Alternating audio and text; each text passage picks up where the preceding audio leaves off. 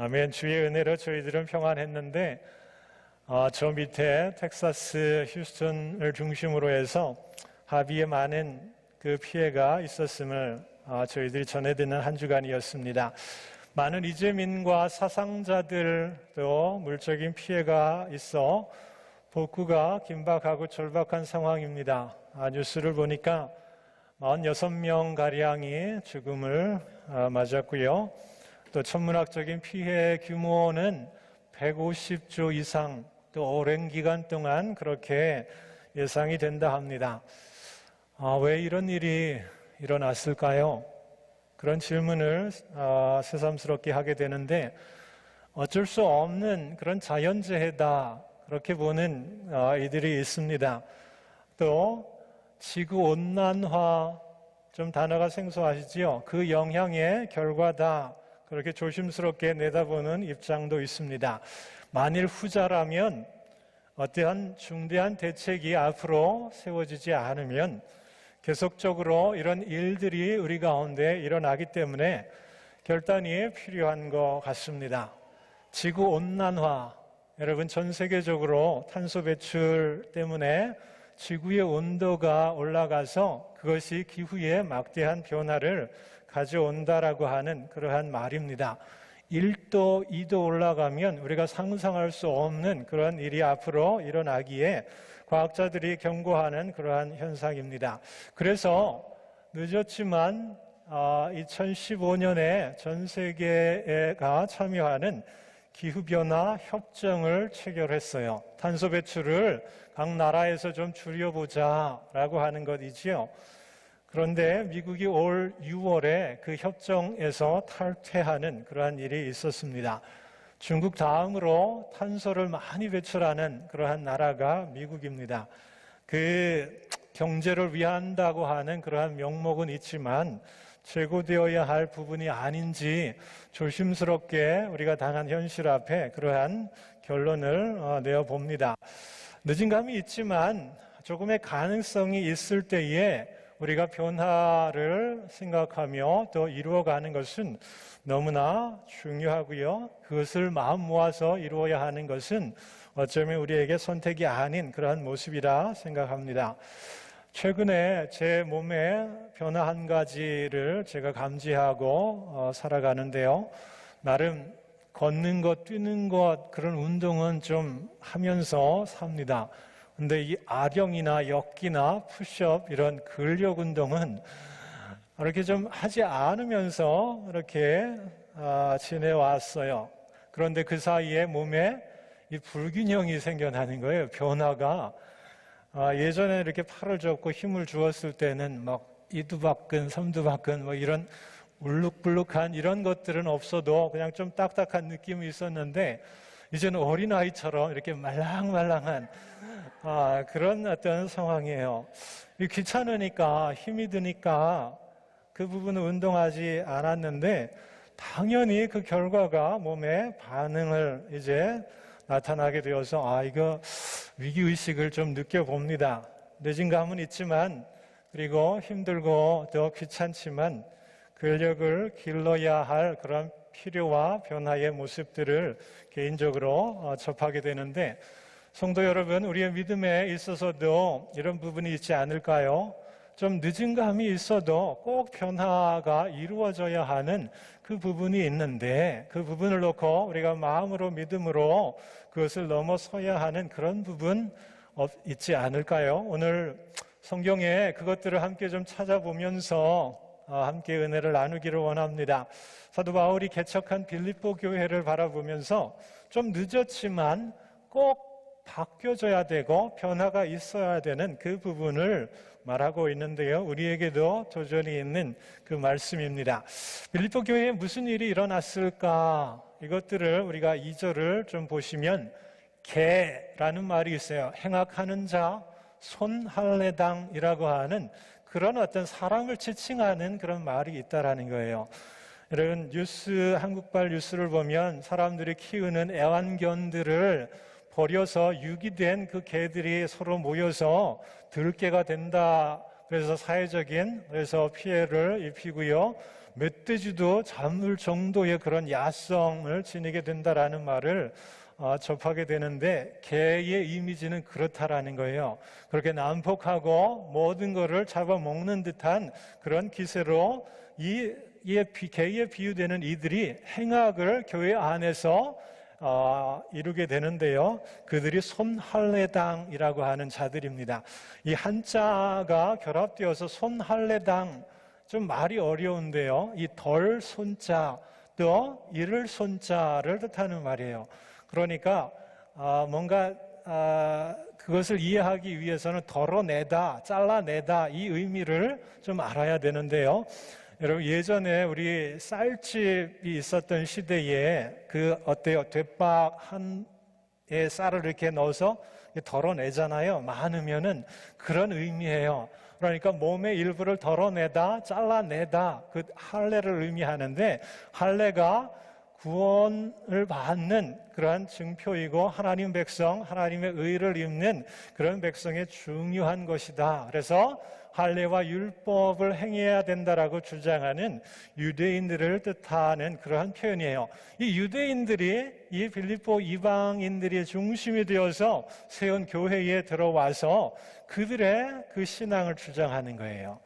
복음이 아니라 율법을 지켜야 되고요, 율법을 행해야 온전한 의를 이룰 수 있다라고 유혹을 하게 하고 또 위협하고 또 교회를 흔드는 것이 마치 개들처럼 또 행악하는 이들이 그렇게 교회를 흔들고 있음을 사도 바울이 간접적으로 그렇게 말하고 있는 것을 보게 됩니다. 실제로 그 이방인들이 잘 모르잖아요. 유대인들의 믿음에 대해서 들어보니 그런 것 같기도 하고 해서 많이 넘어가서 교회 안에 큰 이슈가 되었던 것을 우리들이 짐작을 할 수 있습니다.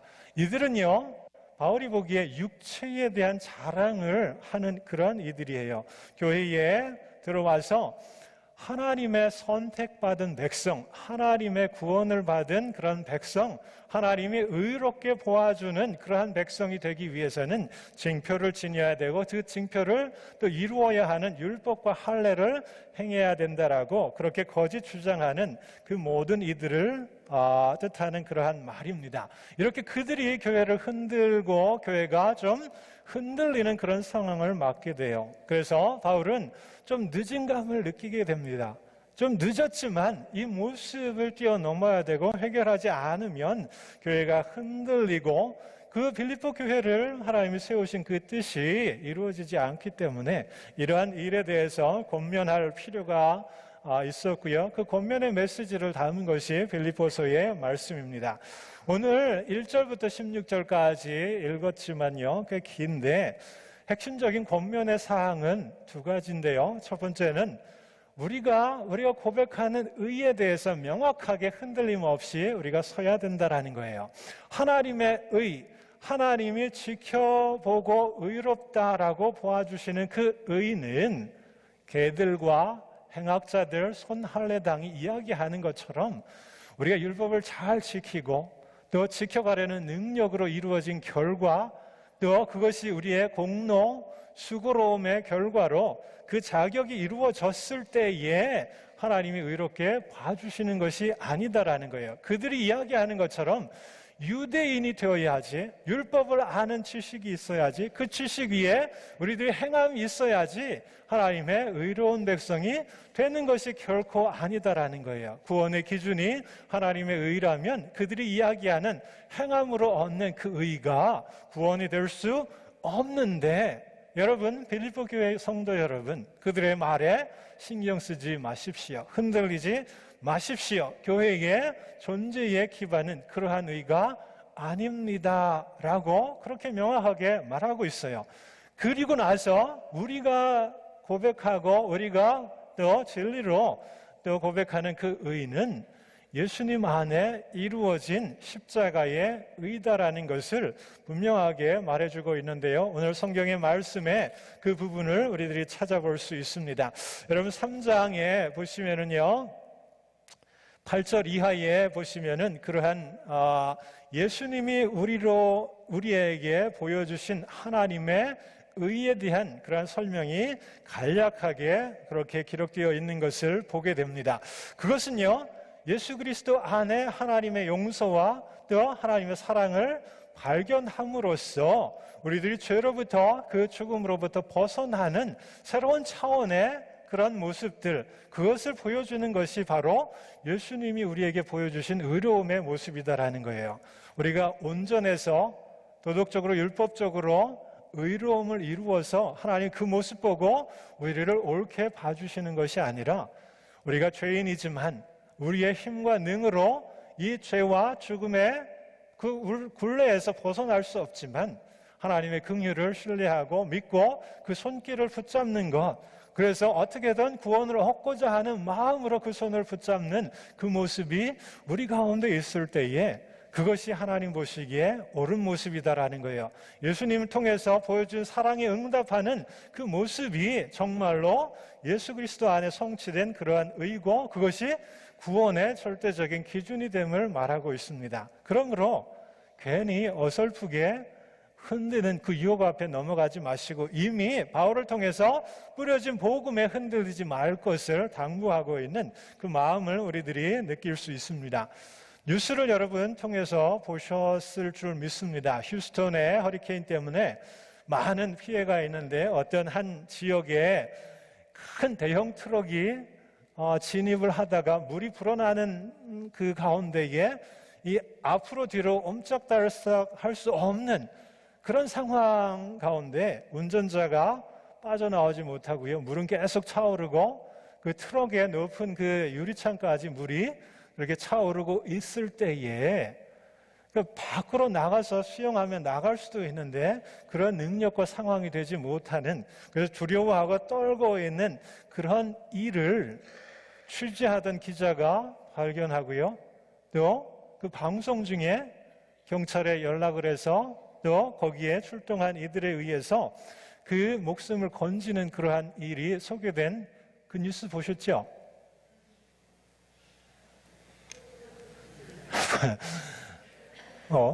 다 보셨으리라고 생각되는데요. 그걸 보면서 야, 저거구나, 저게 우리의 모습이구나. 하나님과의 관계 속에서 그 스스로의 힘과 능으로는 어떻게 할 수 없는 상황이에요. 그냥 앉아서 기다려서 죽음을 맞을 수 있는, 얼마나 두려움과 공포 속에서 그 시간들을 기다렸을까. 그런데요, 자신의 능력은 아닌데 어떠한 사람에 의해서, 그 사람을 통해서 구원의 소식이 들려지게 되는 거죠. 누군가가 찾아와서 자기를 끌어내주는 그런 상황을 그가 경험했을 때, 그 모습을 볼 때에 하나님과 우리와의 관계구나라는 거예요. 구원은 바로 이렇다라는 거예요.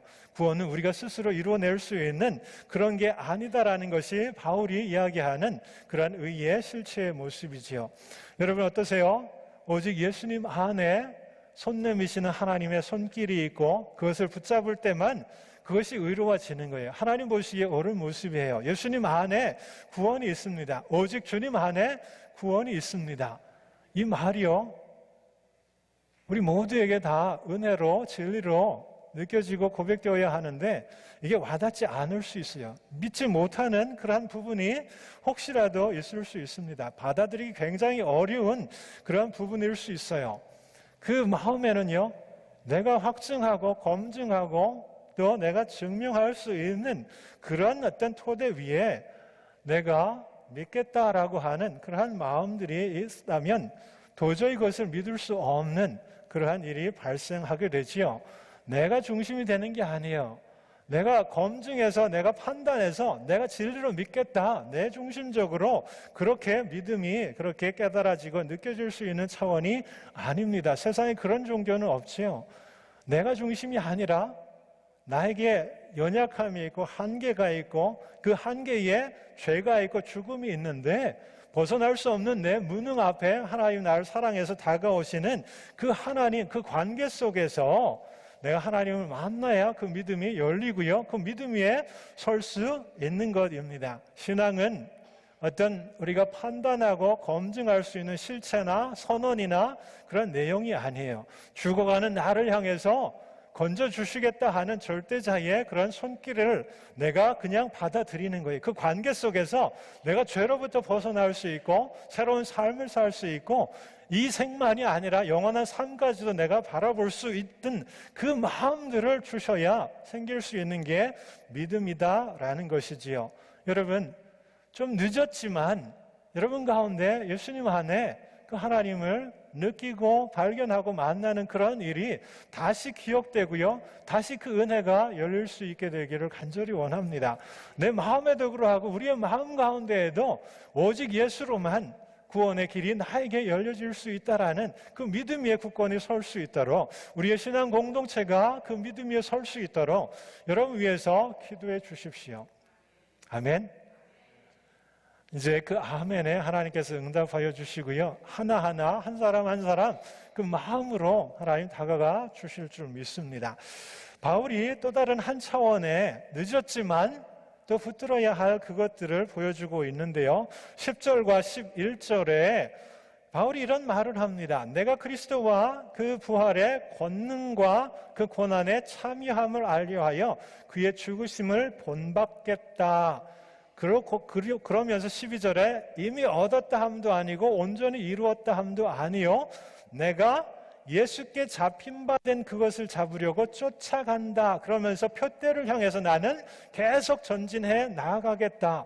자신의 어떤 고백과 삶을 들려주고 있습니다. 빌립보 교회 성도들에게 믿음으로 말미암아 의를 확신하고 그 하나님의 사랑을 느끼고 난 다음의 과정들을 바울 자신의 삶을 통해서 보여주고 있다는 거예요. 바울은요, 옥중에 있으면서 그가 겪는 고난의 문제를 내가 주님이 고난을 통해서 부활을 통해서 하나님의 의를 이루어서 하나님의 구원의 소식을 알게 하신 것처럼 내가 예수를 뒤따르겠다라고 하는 거예요. 예수님을 닮아가겠다라는 거예요. 예수님이 붙잡으신 그 고난과 부활을 나도 붙잡고 그것을 통해서 하나님이 어떠한 은혜를 나에게 주실지 내가 끝까지 그것 붙들고 가겠다라는 것이 좀 풀어서 쓴 10절 이하의 말씀의 내용이에요. 그러니 사도 바울의 마음은 내가 은혜로 받아서 하나님 나를 구원해 주셨지에 대한 여기에 정체되는 것이 아니라 한 발 더 나아가겠다라는 거예요.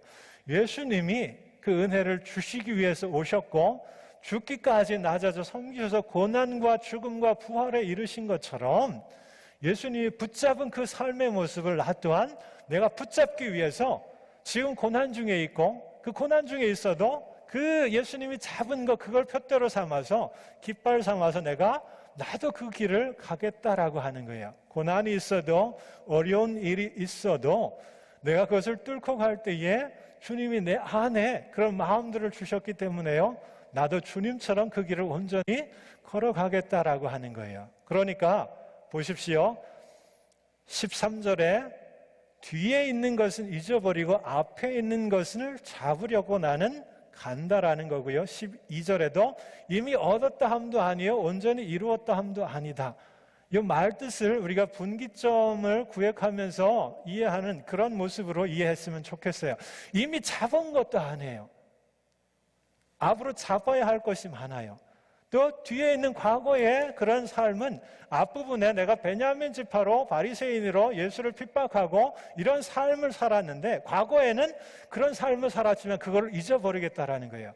지금 이후에는 주님의 제자로 붙들린 바 되어서 그 주신 은혜에 대해서 그 은혜를 선포하면서 주님처럼 끝까지 내가 이 땅에 주님의 제자로서 고난을 뚫고 부활의 영광에 이르는 그 삶을 내가 잡고 하겠다라는 그 고백을 하고 있어요. 여러분, 어떤 성도님이 저에게 그런 말씀을 최근에 들려주셨어요. 예수님으로 인해서 내가 십자가의 피로 인하여서 나에게 구원의 그러한 은혜가 주어졌다. 십자가의 보혈의 피에 그 진리를 수없이 많이 내가 어릴 적부터 들어왔는데, 그런데 그것이 내 안에 진리가 되는 그런 어떤 결정적인 때는 내 안에 가까운 이로부터 겪게 되는 많은 어려움들, 그래서 죽음까지 생각한 그러한 아픔 중에 그 주님이 내 안에 들어오셔서 정말 주님이 낮아져 섬기고 죽기까지 순종하셨던 그 모습을 내 안에 보여주셨고요. 자기를 비우고 자기를 죽이는 주님과 같은 그런 삶을 내가 살기 전까지는 그 진리가 진리로 여겨지지 않고 받아들여지지 않았다라는 그 말씀을 들려주셨어요. 예수님처럼 내 안에 고난의 직면에서 나를 비우고 죽기까지 내려놓을 때에 정말 주님이 내 안에서 내가 불가능했던 현실이 달라지고 변화되는 그런 능력, 그것이 진리다라는 것들을 깨닫게 해주셨다라는 그 말씀을 들려주셨습니다. 진리는요, 이렇게 몇 마디의 선언문이나 주장에 내가 공감하고 받아들이는 그런 차원이 아니에요. 진리는 나를 변화시키는 것이어야 합니다. 내 마음, 내 어떤 신앙, 내 내면의 삶, 이것들을 바꿀 때에 그것이 진리가 되고요. 또 그것이 드러나서 내 주변과 삶을 바꾸어 갈 때에 진리가 된다라고 하는 그러한 것이지요. 바울은 이 차원에서 빌립보 교회가 조금 더 변화될 것을 요구하고 있습니다. 그러니까 이신칭의에 대한 믿음의 은혜에 기뻐하고 거기에서 머무는 것이 아니라 제가 고난을 감수하는 것처럼 그 표대를 향해서 끝까지 달려가는 것처럼 여러분 빌립보 교회 여러분들 지금 당하고 있는 어려운 상황 속에서도 주님의 고난을 생각하시고 고난 너머에 부활의 영광에 이른 것처럼 여러분 고난을 통해서 진리를 발견하십시오. 그 진리의 능력에 서십시오라고 그렇게 요구하고 있어요. 좀 늦었지만 여러분 다시 믿음을 점검하시고요. 여러분 고난을 믿음 안에서 해석하십시오. 그래서 어떻게든 변화하는 가운데 하나님 여러분 빌립보 교회를 통해서 이루실 놀라운 은혜를 경험하기 원합니다. 이것이 오늘 편지의 주된 내용입니다. 여러분 우리 안에 좀 늦었지만 꼭 바뀌어져야 할 변화들을 한번 찾아보았으면 좋겠어요. 내 믿음, 정말로 내가 들어왔던 복음의 그런 내용이 내 안에 진리가 되는지, 내 마음과 믿음과 속사람을 바꿔가는지 그것에 대한 고민이 필요하고요. 그 진리가 나를 바꾸기 위해서 좀 더 우리의 마음 문 열고 기도했으면 좋겠어요. 또한 한 발 더 나아가기를 원합니다. 은혜 그 너머에 사명이 있어요. 사역이 있어요. 하나님 우리에게 은혜를 주신 것은 기뻐하고 평안을 누리기 위함도 있지만 또 넘어서요 주님처럼 이 땅에 하나님의 뜻을 놓고 고민하고 기도하고 또 우리로 하여금 그 일을 이루게 하시기 위해서 우리에게 고난도 주시고 감당할 믿음의 능력도 주시는 줄 믿습니다. 늦었지만 우리가 사역함에 있어서 여러분 아직 주저하고 있는 모습 있잖아요. 그러나 꼭 변화되어야 할 모습 있잖아요.